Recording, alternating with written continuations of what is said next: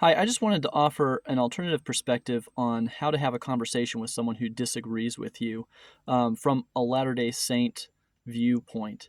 I think in most worldviews, there's kind of an us versus them approach. There's the good guys and there's the bad guys.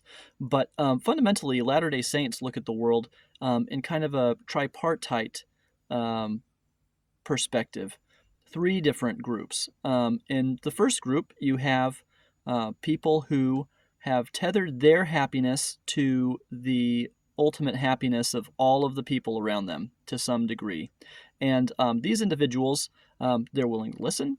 If there are things that are important enough to them that they're not willing to budge on, they're exceedingly patient about explaining where they're coming from, and to the extent possible, they try to make concessions to meet other people where they are, rather than taking a get it right or go to hell approach. The second group of people, in the middle, we might say, is a group of people that is they want good things, but they may be influenced by to good or bad by the situations that they find themselves in. They have a conscience. They want to follow their conscience, but they may bend on their conscience if it seems like their ultimate happiness or survival, or the happiness or survival of the people that they love, is at stake. And so these individuals, um, they need to be approached from a perspective of camaraderie and trying to see where they are coming from, to treat them with respect, and to recognize that if they feel threatened by the people around them and the institutions around them, they may react in ways that create a threat for other groups.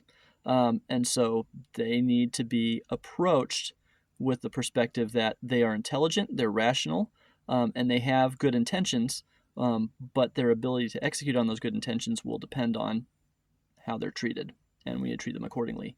The third group are basically jerks, and they will lie. They don't have a problem with that. They will take and leech off of the system. They'll be parasites. They'll abuse others, and they're content with that.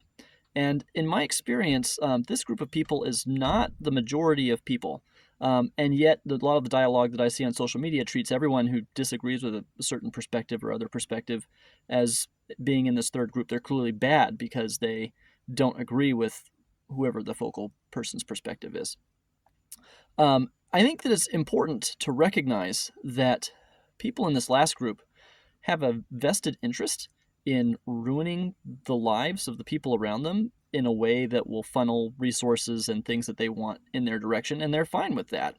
And so when we see individuals who don't agree with us, it's important, especially, to separate out the second and third groups. So when you see someone online who you disagree with vehemently, they may be in the person in the second group completely normal, and they want what's best for the people that they love, just like you do, and they're looking at it from a different perspective, but they are being influenced by people who are willing to lie to them, and that means that you need to treat them with respect, and you need to separate out in your conversation the dialogue that's going on with them versus the dialogue that you may have for the other group. And so if you have issues with what the people that are putting the ideas out, who may have a vested interest in deception, do not allow that to bleed into your conversations with the people that are in the second group, who are just trying to live their lives like you are. And I think that insight is really important, because it allows us to look at most people and give them the benefit of the doubt until they demonstrate that they have no other objective except for to abuse the people around them and to siphon resources out of the system. And if you're not seeing that, if you are, in all intellectual honesty, not seeing that, don't treat a person like they're out to get the world, because they're not. They're just actually a lot more like you. Thanks.